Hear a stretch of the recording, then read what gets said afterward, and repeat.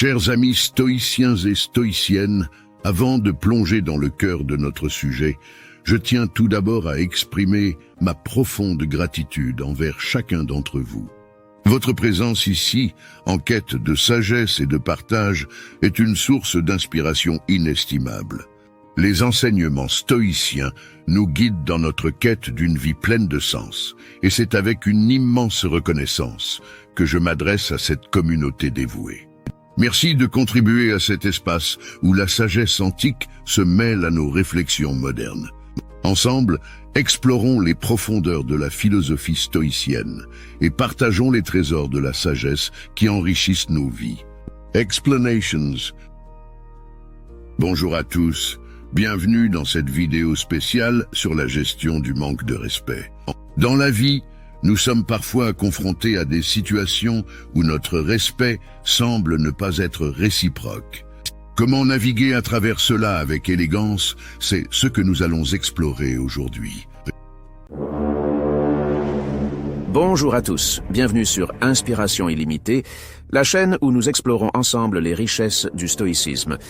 Nous sommes ravis de vous inviter à soutenir et à faire partie de notre communauté de manière plus engagée à travers nos formules d'abonnement exclusives. En choisissant soutenir la communauté, vous aidez à soutenir la chaîne et la communauté stoïque. C'est un excellent moyen de montrer votre soutien et d'encourager la diffusion de la philosophie stoïque. Avec Devenir stoïque, plongez plus profondément dans le stoïcisme.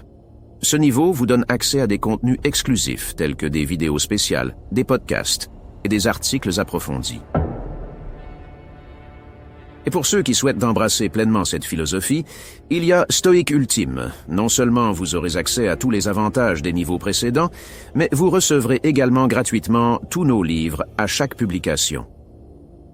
En devenant membre d'Inspiration illimitée, vous ne contribuez pas seulement à notre chaîne, mais vous vous engagez dans votre développement personnel. Rejoignez-nous et approfondissez votre compréhension et pratique du stoïcisme. Merci de nous avoir suivis. N'oubliez pas de vous abonner et d'activer les notifications pour rester connecté avec la communauté Inspiration illimitée. Ensemble, avançons vers une vie plus résiliente et épanouie grâce au stoïcisme. La source du manque de respect. Comprendre la source du manque de respect est une étape cruciale dans la gestion de cette situation. Il s'agit de plonger au-delà des comportements visibles pour découvrir les motivations sous-jacentes. Parfois, le manque de respect peut découler de malentendus, d'attentes non satisfaites ou même de problèmes personnels que l'autre personne traverse. En analysant la situation avec empathie, on peut souvent identifier des facteurs externes qui contribuent au comportement irrespectueux. Cette compréhension ne justifie pas le manque de respect, mais elle permet de contextualiser la situation.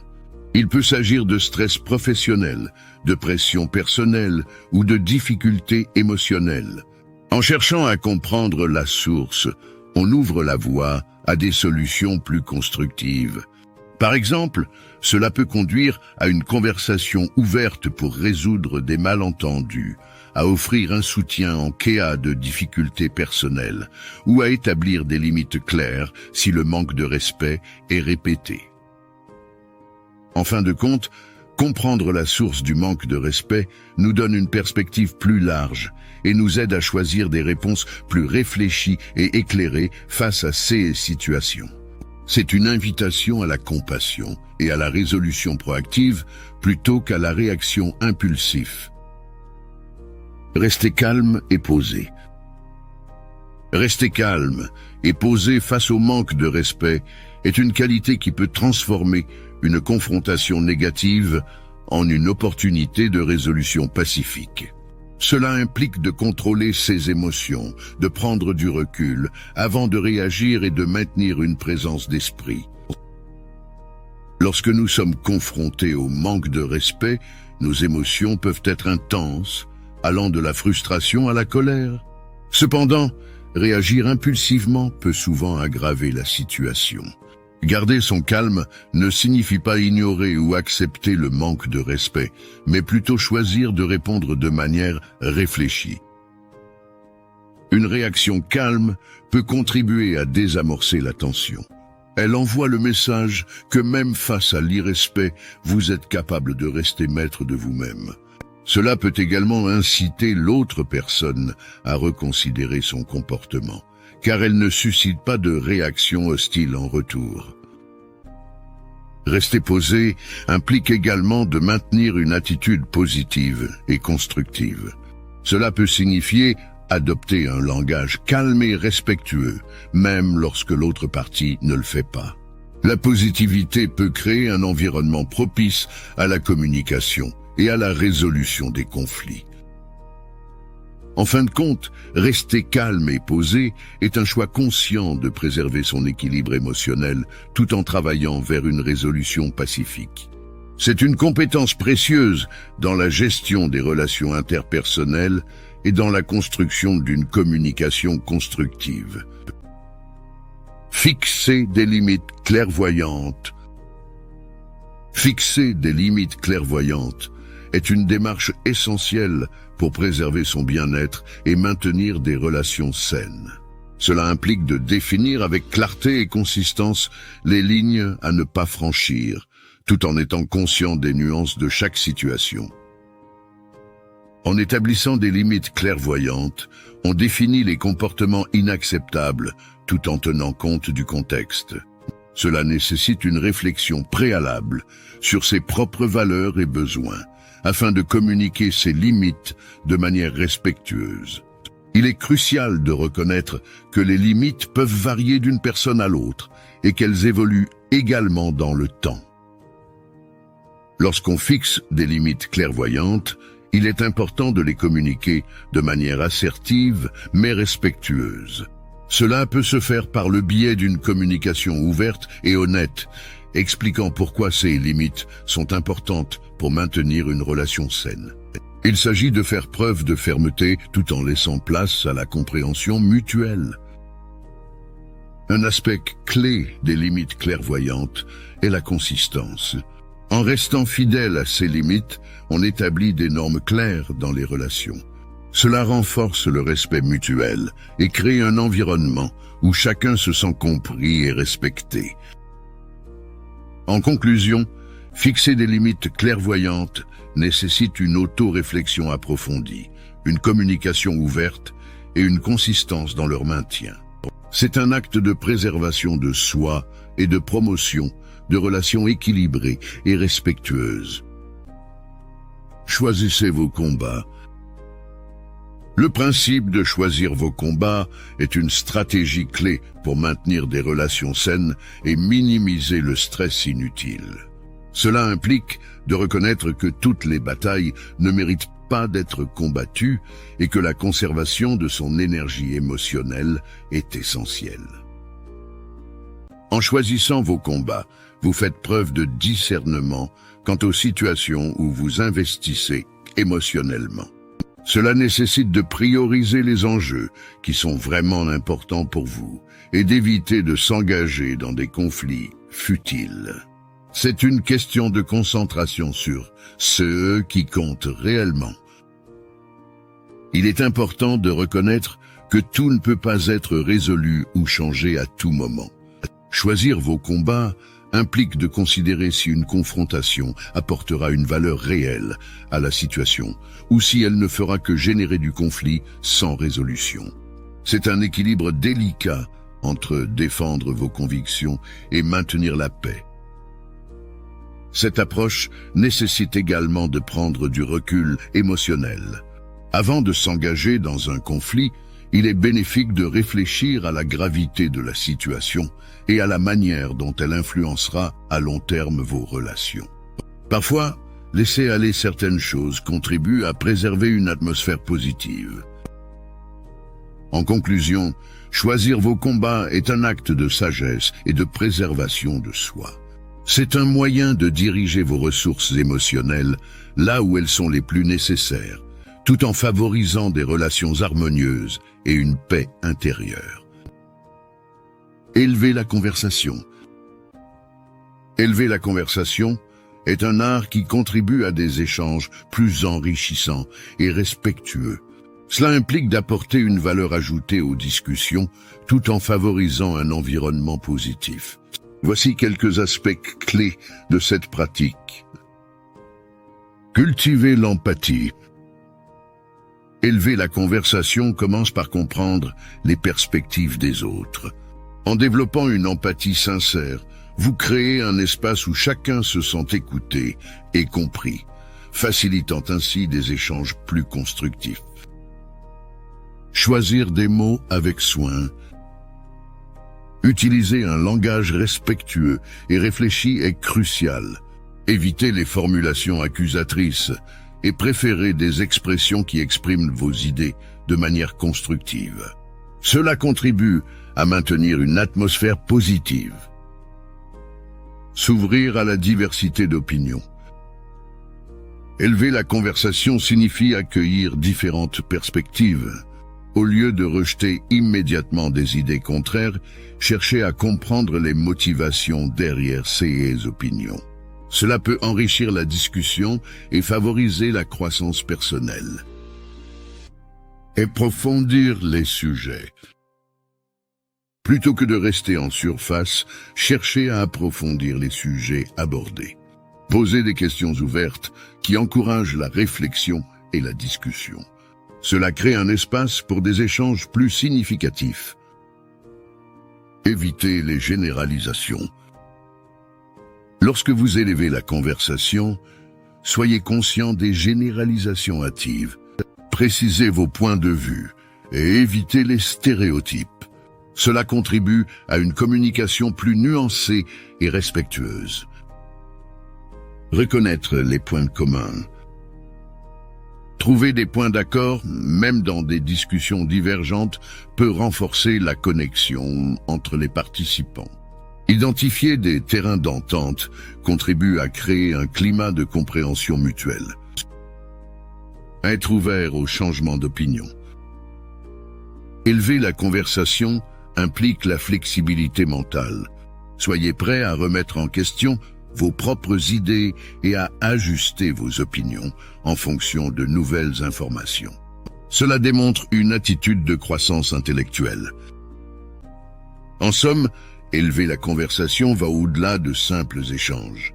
C'est une approche qui vise à enrichir la compréhension mutuelle, à encourager la réflexion profonde et à créer des dialogues constructifs. C'est une pratique précieuse pour favoriser des interactions significatives et respectueuses. Interruptions fréquentes.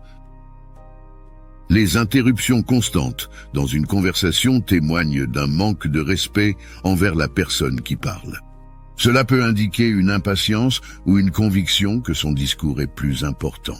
Ce comportement non seulement interrompt le flux de la communication, mais il dévalue également les idées et les contributions de l'interlocuteur. La pratique de l'écoute active, en accordant à chacun le temps nécessaire pour s'exprimer, est essentielle pour créer un environnement respectueux et constructif. Les interruptions répétées peuvent non seulement entraver la compréhension mutuelle, mais également contribuer à des conflits et à des malentendus. En promouvant une communication respectueuse, chacun peut se sentir valorisé et entendu dans le cadre de la conversation. Langage désobligeant. L'utilisation d'un langage grossier, dégradant ou offensant constitue une manifestation flagrante de manque de respect. Les mots ont le pouvoir de façonner les relations et de refléter notre considération envers les autres. Un langage désobligeant peut causer des blessures émotionnelles, dégrader la qualité des interactions et compromettre la confiance au sein d'un groupe. Pour maintenir des relations respectueuses, il est crucial de choisir des mots qui expriment clairement nos idées.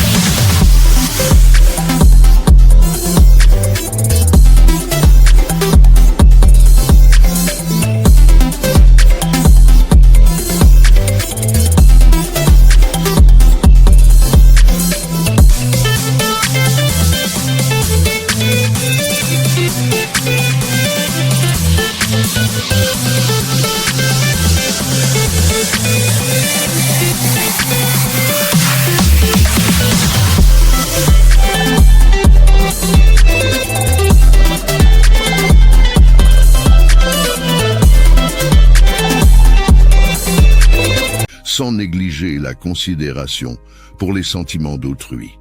Encourager un langage positif et constructif favorise un environnement où chacun se sent respecté et valorisé. Cela contribue non seulement à des relations plus saines, mais aussi à des échanges plus productifs et à une atmosphère générale empreinte de respect mutuel. En cultivant une communication respectueuse, nous renforçons les liens avec les autres et créons un espace où chacun peut s'exprimer sans craindre d'être maltraité verbalement. Non-respect des limites personnelles. Le manque de respect des limites personnelles d'autrui est une manifestation claire de non-considération. Cela peut se manifester de différentes manières, que ce soit en envahissant l'espace physique, en ignorant les signaux émotionnels ou en ne respectant pas les frontières mentales. Le non-respect des limites crée un sentiment d'insécurité et peut compromettre la confiance au sein des relations. Établir et respecter des limites est essentiel pour maintenir des interactions saines et respectueuses. Cela implique d'être attentif aux signaux verbaux et non verbaux de l'autre, de reconnaître et de respecter les moments de retrait et de s'abstenir de toute intrusion non sollicitée. En établissant des limites claires et en les respectant mutuellement, les individus contribuent à créer un environnement où chacun se sent en sécurité et respecté dans ses interactions avec les autres. Non prise en compte des idées et contributions. Le non-respect peut également se manifester par le manque de reconnaissance des idées et des contributions d'une personne. Ignorer délibérément ou minimiser les pensées, suggestions ou réalisations d'autrui dévalue leur intellect et leur engagement. Cela crée un climat où les individus peuvent se sentir ignorés ou sous-estimés, entraînant une perte de motivation et de confiance. Encourager une culture où chaque voix est écoutée et respectée, même si les opinions diffèrent, favorise un échange d'idées constructif. Reconnaître ouvertement et apprécier les contributions des autres renforce la confiance au sein d'une équipe ou d'une relation. Lorsque chacun se sent valorisé, cela conduit à un environnement respectueux où la diversité d'opinions est considérée comme une force plutôt que comme une faiblesse. Manque de ponctualité. Le manque de ponctualité peut être interprété comme un manque de respect envers le temps des autres. Lorsqu'une personne ne respecte pas les horaires convenus, cela peut créer des désagréments, engendrer du stress et démontrer un manque de considération pour les engagements partagés. La ponctualité est une forme de respect envers le temps des autres. Elle reflète l'importance accordée aux engagements mutuels et contribue à instaurer une atmosphère de confiance.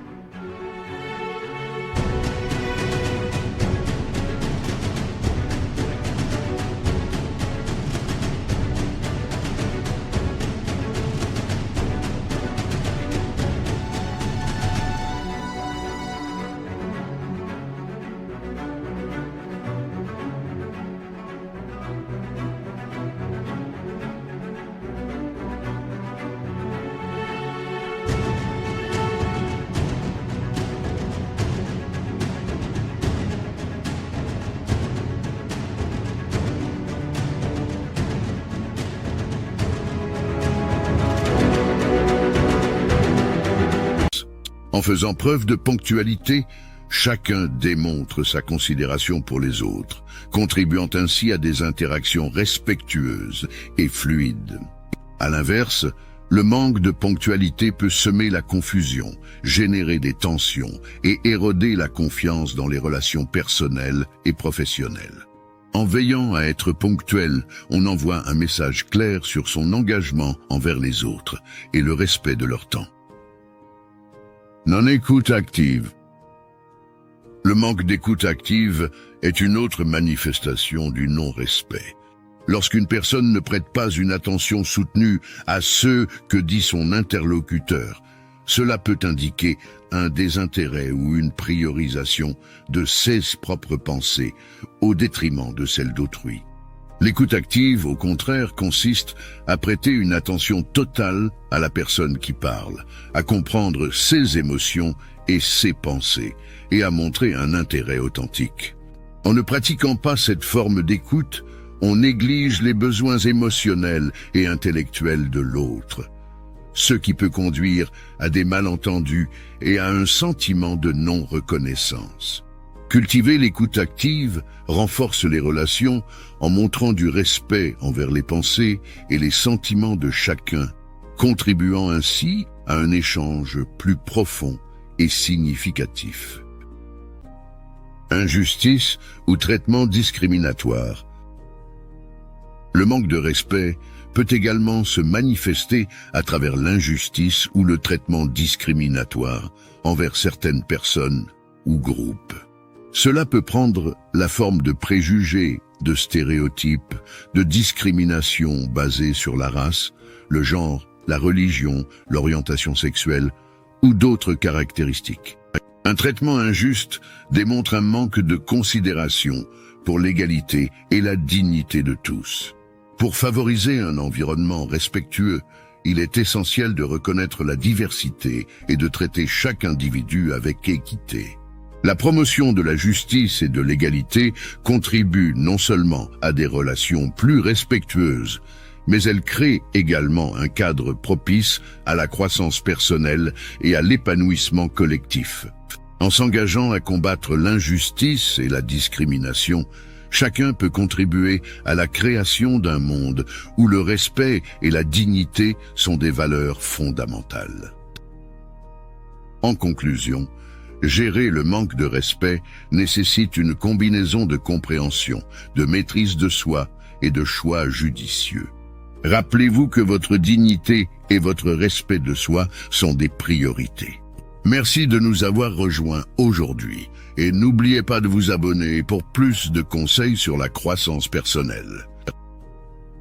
Chers amis stoïciens, en concluant cette exploration commune de la sagesse stoïcienne, je souhaite exprimer ma gratitude pour votre engagement et votre participation active.